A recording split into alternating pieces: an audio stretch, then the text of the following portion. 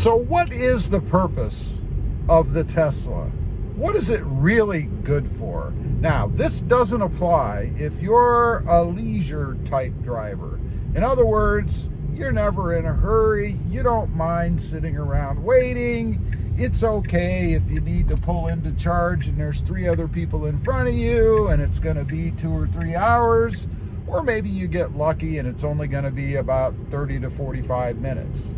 For me, I'm not that kind of person, and I know there are a lot of other people out there who are like me. So what is the Tesla good for? First of all, I am an owner. I've had one for several months now, so I figure that qualifies me to be able to address this question, right? I'm sitting in a 2024 Tesla Model 3. This is the rear-wheel drive, and I get, I don't know, somewhere high 200, something like that, miles per charge. Let's see, right now I'm at 97%. I've got 264 miles I can drive. Not too bad. For short trips or just little trips, maybe around the area. But what about on longer distance trips? You know, where you're looking to take off, head across the country, and spend lots and lots of time in the car. First of all, addressing spending time in the car. The Tesla's awesome. It's comfortable, it's smooth. I don't suspect you're ever going to get a ton of fatigue or anything from sitting inside of a Tesla. The seats are good, the angles are good, it's comfortable, no issues or anything like that.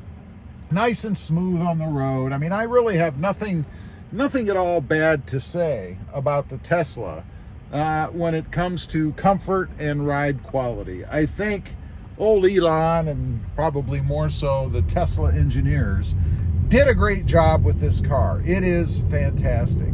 But where it lets you down, or where it lets me down anyway, is long distance charging. And I know that's one of the first questions, because I get asked this question. How far can you go? How often do you have to charge? Is it a drag to sit and charge? Well, first of all, let me tell you, I can't really answer that last question about sitting and waiting to charge, because I don't use the car that way.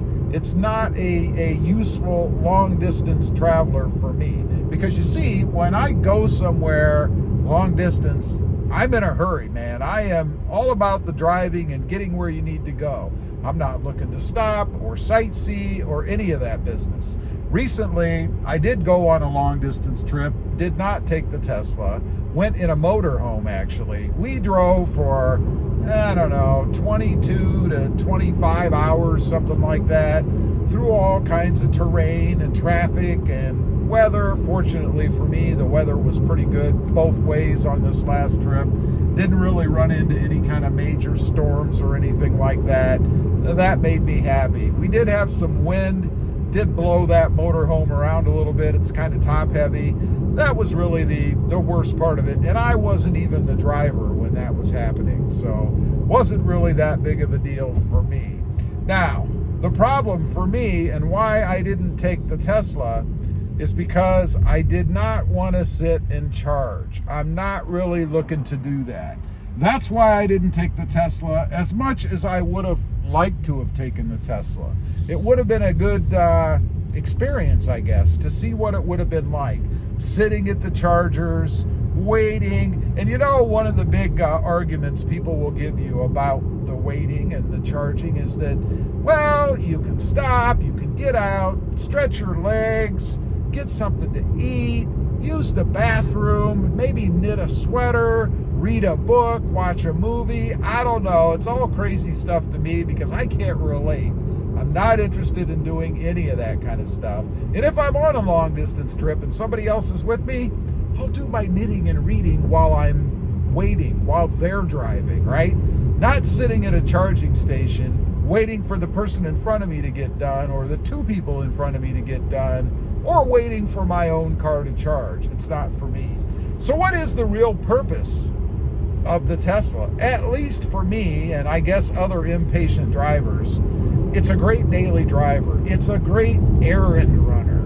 I love using it for that kind of stuff. You know, to jump in the car, run to the store, run to a restaurant, something like that, really works well.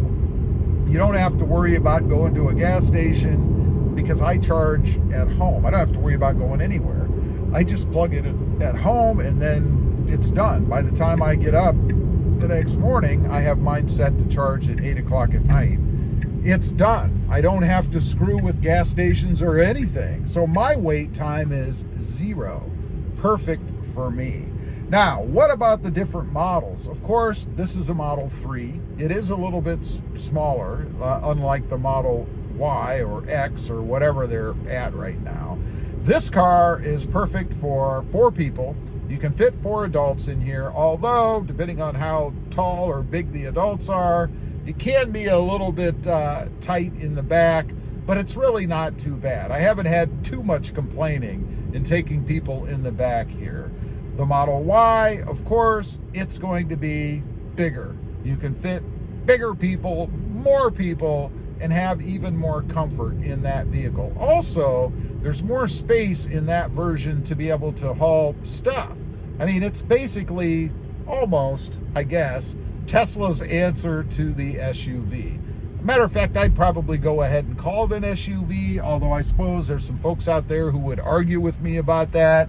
Nonetheless, it's big enough, I think, has enough hauling room and space that I'd just go ahead and term it as an SUV. Now, you've got the Model S.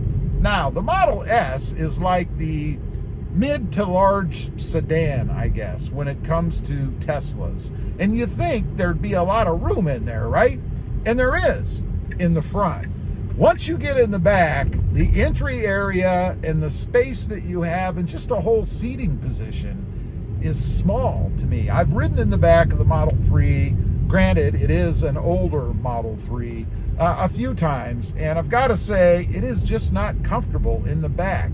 And one little pet peeve I have about the S, and I'm sure they've probably changed this, you would think, by now, is the way the seat belt connects, the way it plugs into the female part in the seat. I never can get it to go in right. It's like it's too far over. I have to kind of plug it in under my rear end to get it to work. I don't know. Maybe I'm too wide. I don't think so, but I might be. That's really my biggest complaint besides room with the Model S. Now, you do have the sports car coming. What is it, the Roadster or something like that? Of course, that's a whole different animal. We're not even going to talk about that. That's a sports car. And there is another version, a concept that I keep seeing pop up all over the web. It's like I would call it kind of a hybrid SUV car, kind of a mix between the two. It's bigger than the Model 3 for sure, and I think it's even bigger than the Model S, but not quite as big as the Model Y. And it looks better. It looks sportier. We'll see if Tesla ever brings that to market. Hopefully they will. I think a lot of people would probably like it. So anyway, that's the purpose for me as far as the Model 3 or Tesla in general goes. They're a great daily driver, and they make for a great errand runner, but definitely not a cross-country warrior. Leave a comment. Let me know if you agree. I'm sure there are some of you that don't. Thanks for watching. Stay safe out there. Bye.